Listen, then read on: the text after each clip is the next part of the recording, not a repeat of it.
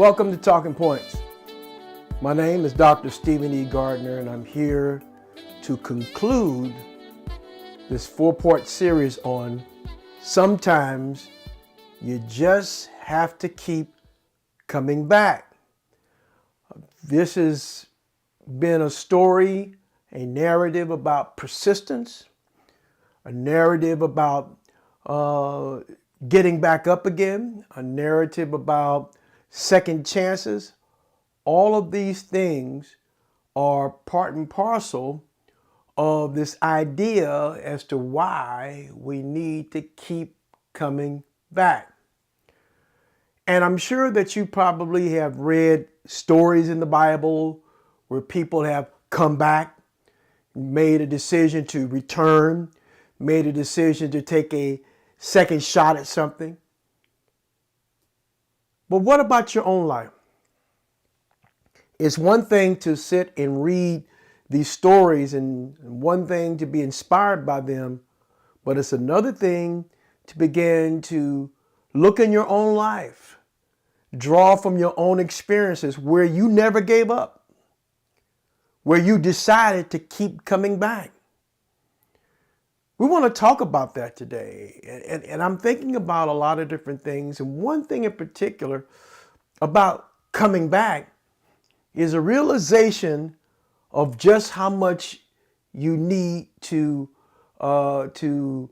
give yourself to the thing that you've lost, to give yourself to the thing that's required, to come to the point to realize that coming back is not a lack of faith, but persistence is and are the feet of faith. So I want to talk to you about this story, but just to kind of recap what we've learned thus far, let's look at some, let's reflect on some things that we've already covered in this series.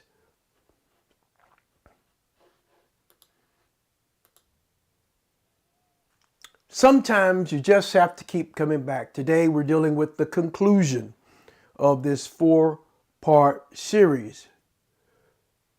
The chance to do it over again is called now.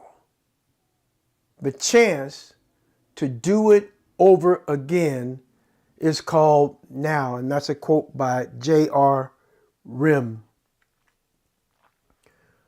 Thus far, there are some powerful points that are worth remembering that we've covered throughout this series. The point number one is to what? Never give up on yourself. And remember, the only limits are the ones you choose to believe. Never give up on you. And the only limits are the ones that you choose to believe, the ones that you've adopted, the ones that you have embraced. Those are the only limits that are part of our life. Those are only limits that we have been introduced to environmentally, that we have been introduced to as we begin to navigate in the world around us, as we began to matriculate through our various church systems and so on and so forth, or even if we've never been a person that was religious. The limits are the only ones you choose to believe. And as we begin to take this a step further, and let's focus upon, people of faith, and particularly those of the Judeo-Christian tradition, sometimes our own belief systems can be a barrier to our blessings. And if you remember, we talked about this person that was there at the pool, and he kept coming back. He kept coming back. And in the 38th year when he returned, that's when he got his healing. That's when he got his blessing.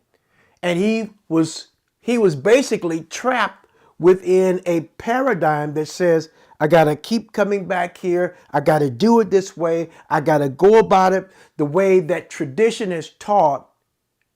Jesus saw this man in his own tradition. He saw this man right where he was at. He also saw the barrier that this man had was his own belief system. That's one way to look at it. So Jesus did not tell the man to get into the pool. He did not even help him to get in the pool. Jesus went to where the man was, and when he got to the man, he offered him something different. He offered him a different way of looking at the situation. He gave him a fresh approach to address the same problem. He asked the man, "Do you want to be made well?" And the man began to regurgitate all the reasons why he had not up to this point received the blessing. Jesus did not regard any of the barriers that were exhibited by the words, those barriers that was connected to a belief system, those barriers that were connected to a failed attempt to get the healing. He simply told the man to get up from where he's at and walk. And the man got up, and we know the story. Sometimes our own belief system can be a barrier to our blessing. We've also learned that the same box doesn't fit every person. In many cases, this is not a one size fits all. And in this particular case, we see that God is a master of tailor making your breakthrough. Everybody else might have been able to get into the pool, but God had something special for this man that had kept coming back on his 38th year. He tailor-made his breakthrough, which reveals to us and suggests that God is in the business of tailor-making your breakthrough. There's something that he's trying to get to you. And in order for him to get that certain thing to you, we need to open up our awareness and open up our understanding and realize the same box doesn't fit every person. One size doesn't fit all. But the truth is, God is a master in tailor-making your breakthrough. We also learned that in spite of your odds, keep coming back. How many times have we heard the story about the light bulb and Thomas Edison and others, even those who have from the African American tradition that have presented many inventions and maybe didn't get credit for, but even the process of them developing that, they had failures along the way. And let me tell you something. There's nothing wrong with failures along the way, because it's the small wins that lead to the big win. Well, you just said failures along the way. Every place you fail is a place that you get the opportunity to win again. You get up from where you are, you dust yourself off, you begin to move forward, and you don't look back. And if you do look back, you look back at what did I learn from where I came out of. Many times we don't want to look back because of the pain and the trauma associated that happened to us back there. But sometimes we need to have the courage to look back and ask ourselves the question, what did I learn? Sometimes in looking back and asking yourself the question, what did you learn? You'll discover a fresh approach to address the same problem. In spite of your odds, keep coming back. We also talked about every time you pray is a prayer of faith. Now, I know that there are some belief systems out there, and I can't knock what a person believes, but I can knock what has not worked. I can begin to point the finger at things that do fail and a failed system. There's a belief out there that suggests that if you pray for the thing more than once, that you're really lacking in faith because you're asking God for the same thing a second time. But I'm here to let you know that there's good news in that. There's good news in this, rather, that every time you pray is a prayer of faith. So keep praying. Sometimes these belief systems that says that God didn't, that your faith is lacking and that if you pray more than once, it's based on fear and not a reverence for the God who's to be feared or to be revered. Every time you pray is a prayer of faith. So keep praying. Every time you feel like you need to pray about it, keep praying and don't question whether or not you're lacking in faith when you do. Because every time you open your mouth to God, that's a mouth that's open, and what you have coming from your mouth is a voice of faith. We also have learned in this series that a united voice is better than a single shout. Two are better than one, and three or more is greater. And we know we've looked at not only those passages that confirm that, but we also looked at the story of Gideon and his army and how they gathered as a united voice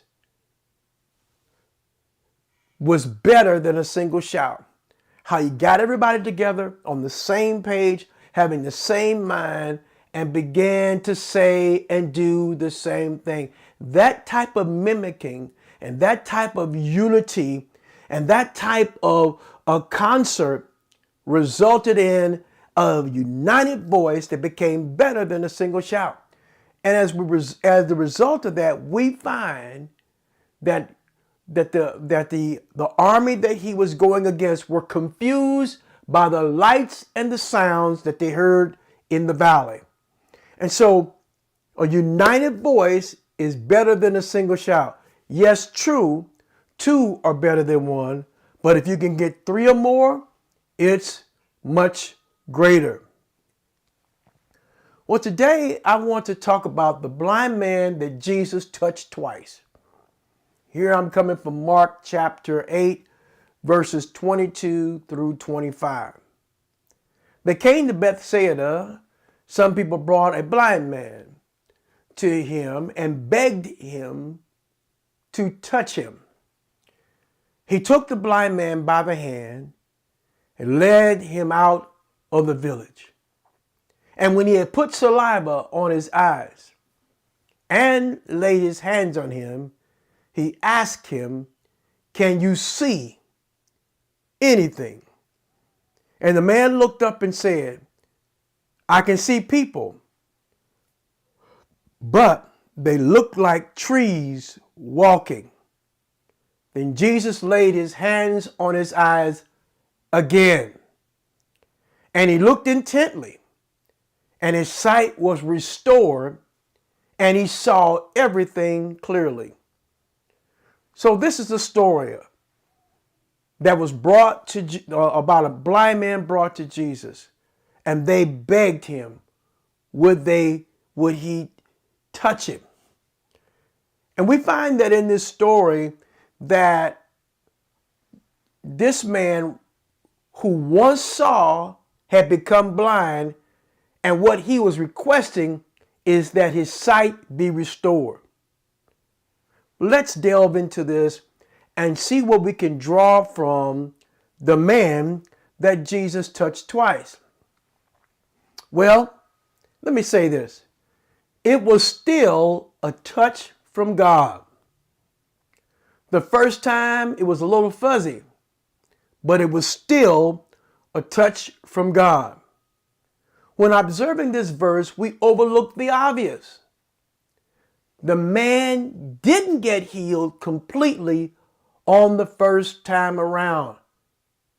And Jesus was a conduit between our heavenly parent and this human being that really and desperately needed to be healed. And he didn't get healed the first time around, but he represented the touch from God. And so, yes, it was still a touch from God. And even though this first touch resulted in things being a little fuzzy,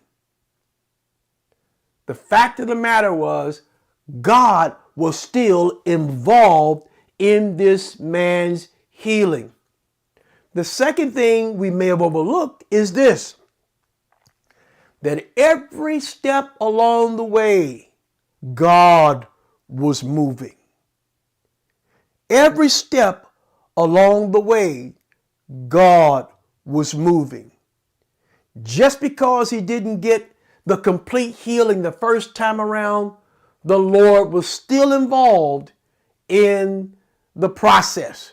The Lord was still moving right along with this man's story, right along with this man's narrative, right along with this man's process. Jesus in this story unveils a side of God that we may have never considered. God is the God of the process. God is the God of the process.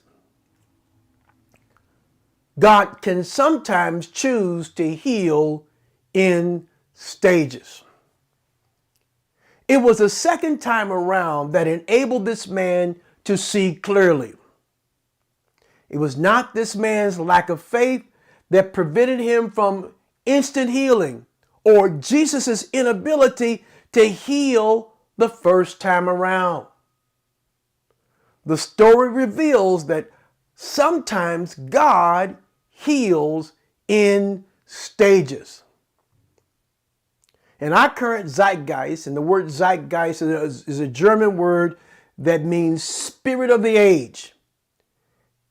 In our current zeitgeist, especially in the church, is that we expect God to heal instantly.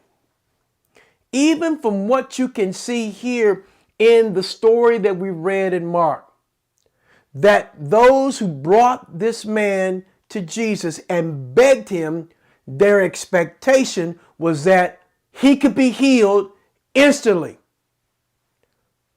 And if something doesn't, and if he doesn't, if for some reason or perhaps or some design that we have not been able to get our minds wrapped around, then we conclude that something is wrong with our faith, especially if we've been taught to use faith to access God's blessings, to access God's supply for our needy situation. And if our faith didn't work the first time, or we didn't get the blessing or the resource, we assume that I'm lacking faith. And I've seen too many people that have chided other individuals that the reason why they haven't got their deliverance, the reason why they haven't got their healing, the reason why that door hasn't opened, the reason why they haven't got a job or whatever the case it might be, is because they have assumed that that person who's believing, that person who's praying, is lacking in their faith. Something must be wrong with their faith because they didn't get the healing.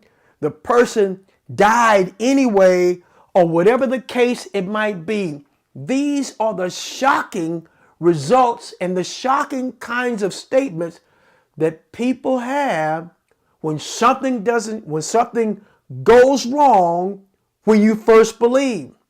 But maybe the kind of outcome that's designed for your life was not designed to happen on the first time around. Sometimes you just have to keep coming back. So nothing is wrong with your faith. Many times it's something wrong in how you believe. Nothing's wrong with my faith, but it's how I have been taught to believe. So all we have to do is to reteach and recondition, and in some cases reprogram ourselves to utilize our faith in a much larger and a much wider way. We're going to get into how that's done as we learn how, as we come to understand that sometimes we just have to keep coming back. And in this case, we're learning that coming back, we learn what? That God is a God of the process And this self-same God is a God that chooses to heal in stages, phases, or however you want to look at it, seasons, or even according to his own will and his own way. Well, let me say this. Jesus proves in a very subtle way. This is what he proved. I know more about God than what you think. Duh. Well, that's very clear. He's the Son of God, so he's supposed to know more. But let's bring it down to the earth. Let's bring it from heaven. Let's bring it from this high, lofty thinking to something that he's really showing us. When we're invited into the scriptures and into this passage to listen to this person reveal something from how he responded to a man who desperately needed help. Jesus proves in a very subtle way. Okay, all you listeners, all you reading it, I know more about God than what you think. I know more about God than you give me credit for. I'm trying to show you, all you that are reading this passage, I'm trying to show you something that you've never seen. I know more about God than your tradition. And how many of us are so steeped in our tradition that we was born this way, grew this way, and I'm going to die this way.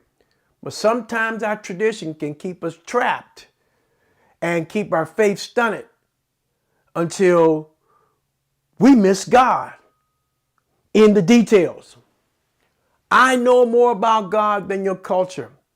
And a lot of us have cultural mores and beliefs that we've grown up with, and some are good, some are not so good. But the fact of the matter is that many times we call, how many times you've heard people say something that came from culture and we say, well, God said this, and really culture does have a high and sacred place in our orientation, and we should not deny or try to cancel our culture.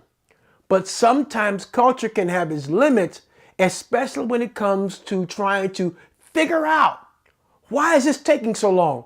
Figure out why God hasn't showed up and showed out like I expected him to figure out what we're trying to figure out. And what we're learning to figure out is that sometimes we have to just keep coming back. Sometimes we just can't give up on ourselves because it didn't happen in our moment. The ways of God and the thoughts of God are higher than the ways and thoughts of man. Yet, everyone can know the ways of God.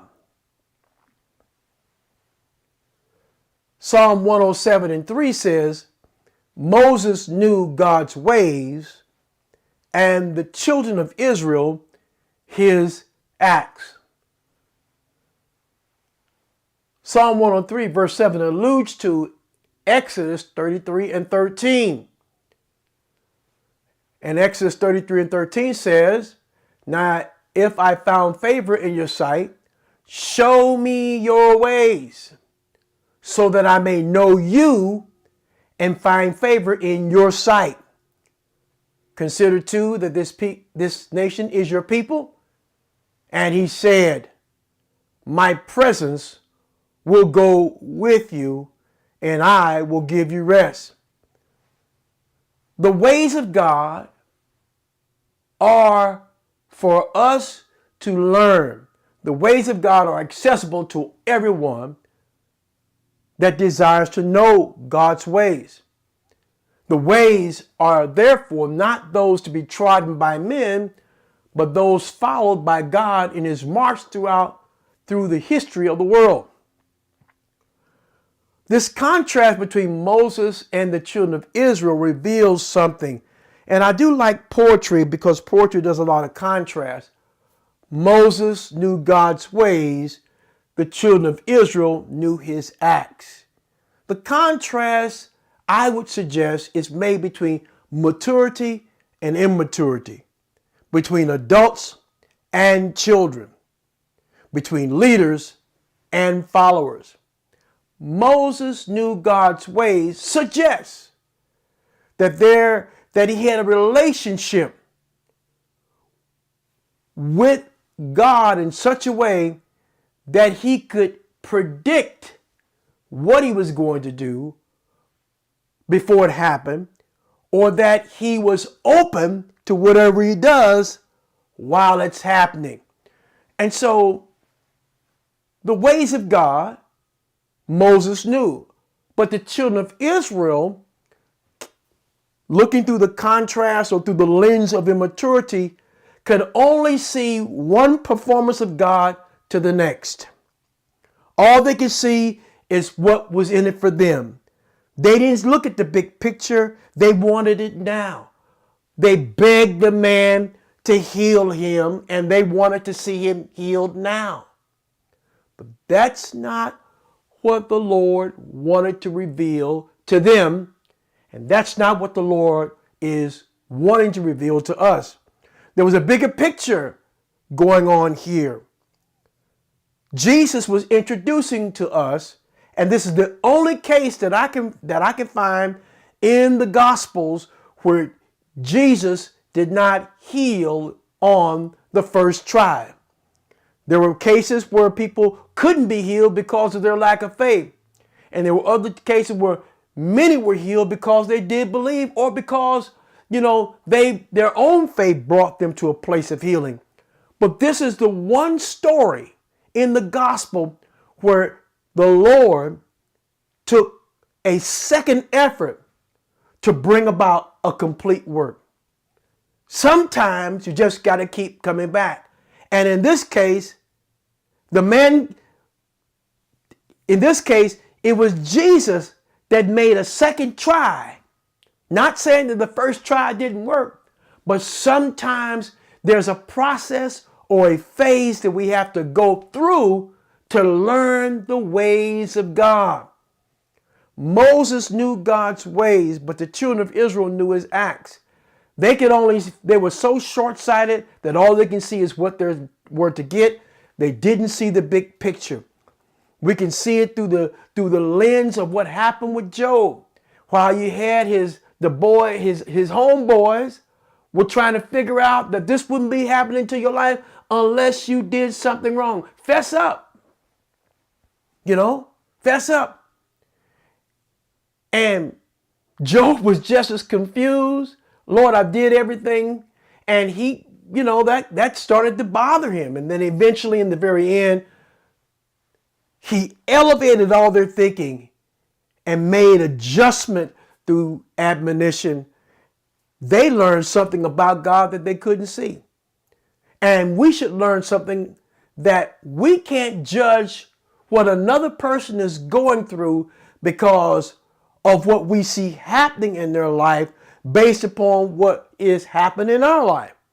Sometimes that's something that they got to go through all by themselves. And maybe the best thing that you can do for them is to pray like Moses prayed. Lord, let your presence go with them.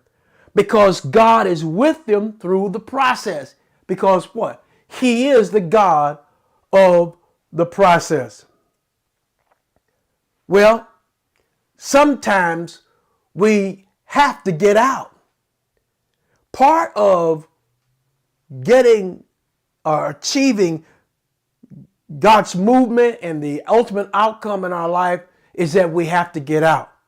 We've got to separate from where we are. Sometimes that means breaking away from the crowd, breaking away from the village, breaking away from people, or even social media for a time, just so that you can get the healing that the Lord has designed for you, that can only come to you in stages. The process for this man that was blind began when the Lord took him away from the crowd. The scripture says he took the blind man by the hand and led him out of the village. Once he got him out, he worked his healing in stages. The old song says Jesus can work it out. Well, sometimes in order for Jesus to work it out, we've got to get out from where we're at, step away from the crowd and go to a place where he can deal with us and us alone. By taking this man away from the crowd, this is what Jesus did. He protected the man from all the voices in his ear and the voices in his head. Jesus wanted to get him out so he could only hear one voice. He spat on his hand, put it on his eyes. The first time around, things came back fuzzy. Then he did the same thing, and he touched him a second time. And what happened? The man walked away through that process with the healing. Sometimes we just have to keep coming back. So my point here today in talking about this series and wrapping it up is to not discount the second time around. Not discount the second chances that we take. Not discount that any of this effort is a lack of faith, but your persistence, is realized by your continual coming back. Like the woman with the unjust judge, she just kept coming back. She would not accept no as an answer, but no to her was N-O, not open. So she just kept knocking until the unjust judge recanted, opened the door, poured out the blessing in the form of justice, and she got exactly what she asked for. Because why? She kept coming back. Whatever it is in your life, know that God is the God of the process. And we have learned through this series that sometimes we just have to keep coming back.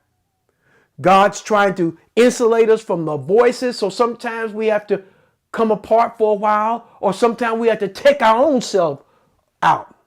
Put our own self in a place of silence to where I don't hear the voices in my own head and I don't hear the voices from my own crowd.